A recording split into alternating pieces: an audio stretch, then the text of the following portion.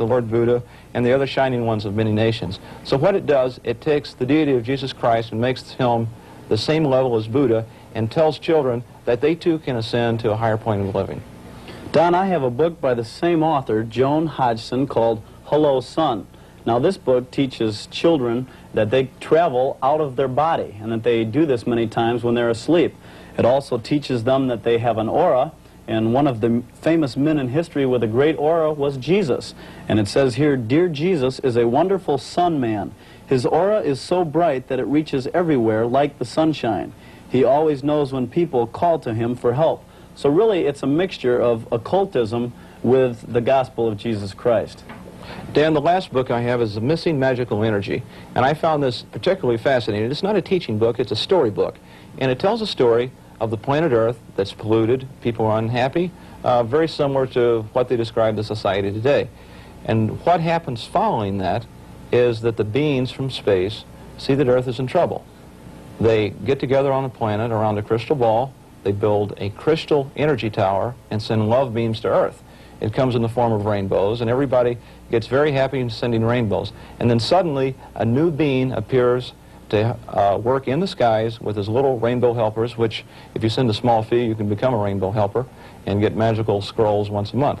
And this is for extremely young children, and it, again, sets this up as a norm. I think the biggest danger in this whole child influence thing is the fact that you and I, having grown up in a society, we have some basis upon which to judge this information. But if this is taught from a very early age, then they accept meditation, they accept astral projection, they accept the fact that one is coming in the clouds to save Earth at some point, and this really sets up the next generation for an Antichrist. The New Age message is not being pushed exclusively among young children. We found it at all educational levels. Mary Maxwell is a former high school psychology teacher in the Chicago area. Is it more acceptable to study psychic phenomena in the classroom than 7 years ago when you first started teaching? Sure. There had been none of it, you know, in textbooks, or hardly any of it, I'd say 7, 8 years ago. But today, you know, you see it a lot more. Are kids more open to it today than... Yeah, I think there's a real fascination with it in psychic fairs. They have so many of those, and I don't think it's just the classroom, but you know, they have psychic fairs all the time in these big shopping centers, so the kids have real fascination with that.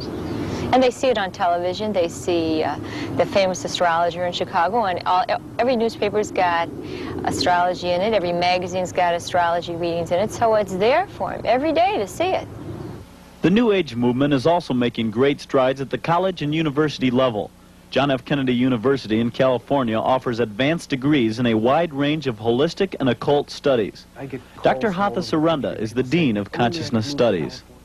JFK University seems to be on the leading edge in this field of consciousness studies. Do you see other universities across the country following your lead?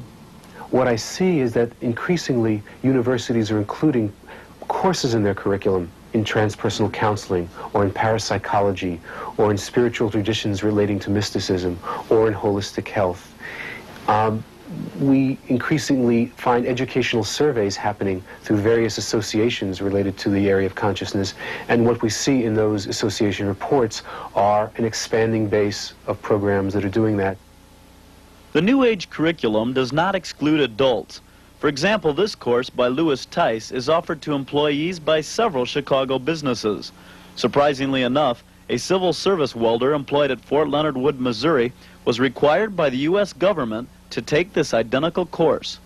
Dr. Martin Bobgan explains another area where New Age thinking is gaining momentum.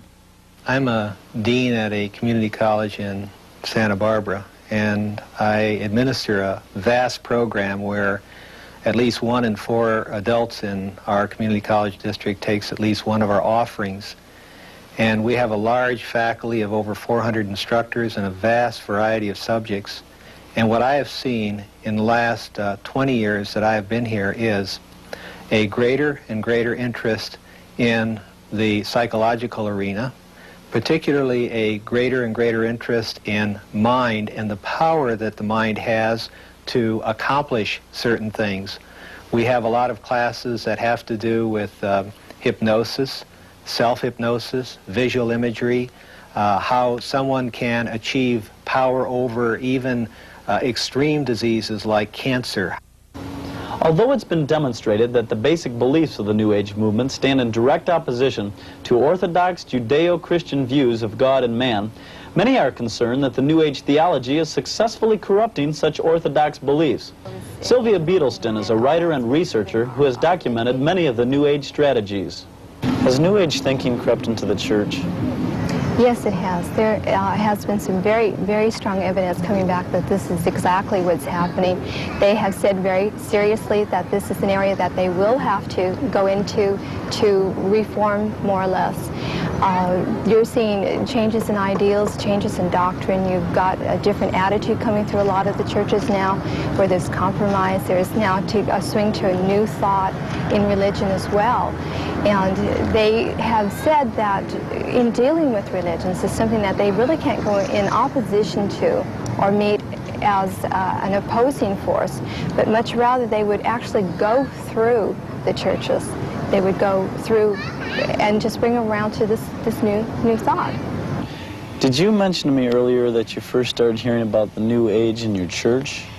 Yeah, only they never called it the New Age, and I think that's one of the things that kept me from really being born again, was because I learned about these things in my church. We could talk about world religions. We had hypnotists come to my church. I went to a mainline Christian church, and I kept feeling all along a greater need as I got older to get into the Bible. So I decided, when I felt there was no faith development in my psychology courses, when I was in graduate school, when I was in college, that I would go back and I would go to seminary, and that way I could bring the two of them together. And I was really into all this meditation, ESP, mind control, and they were very open to it. The seminary I went to was extremely open to it, and so I thought, I must be right.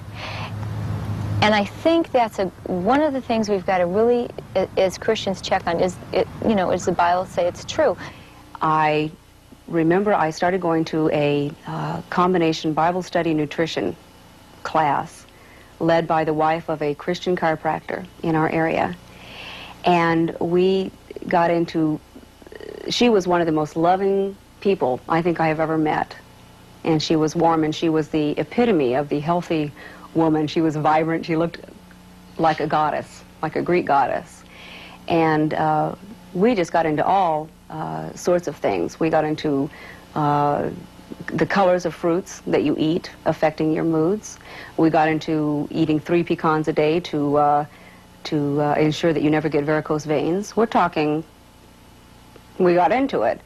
And that was the focus of our morning. I mean, we rushed through the Bible study to get to the nutrition part. I'm very concerned by the fact that many of the New Age beliefs and practices are making their way into the church. Hypnosis, of course, through many Christian psychologists, visualization, positive mental attitude, and affirmations. It's centered within self. The church is getting into self just as much as the New Age movement. In the spring of 1982, this advertisement appeared in 19 major newspapers across the world proclaiming the Christ is now here. On May 14th of that same year, at a major press conference here in Los Angeles, California, a Scotsman named Benjamin Crumb made this very same statement and went on to predict that within a few months, all of humanity would know this. Now, of all times, is the time for that expected event. And it is important to remember that all of the great religions await the coming of a teacher or an avatar. The Christians await the return of the Christ. At the same time, the Buddhists await the coming of another Buddha, the 5th Buddha, foretold by Gautama Buddha. And they call him Maitreya Buddha. And they expect him now at the dawn of the New Age. At the same time, the Muslims await the Imam Mahdi. Some of them believe he is already in the world. The Hindus await the return of Krishna, or the Bodhisattva, and the Jews, as always, await the coming of the Messiah. I speak out of the esoteric tradition, and esotericists know all